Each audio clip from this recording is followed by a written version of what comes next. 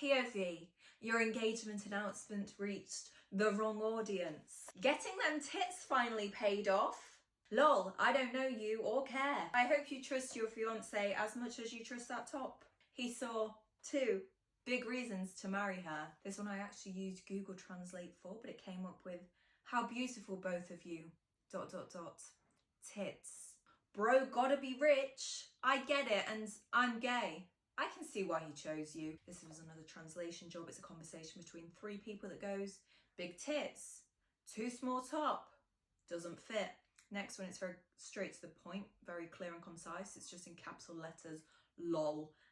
So I'm glad it made you laugh. Some huge waves you've got there. I really like how that person took inspiration from the ocean in the background. The racks are insane. Enjoy, buddy. That's interesting. Some crazy yams off the market.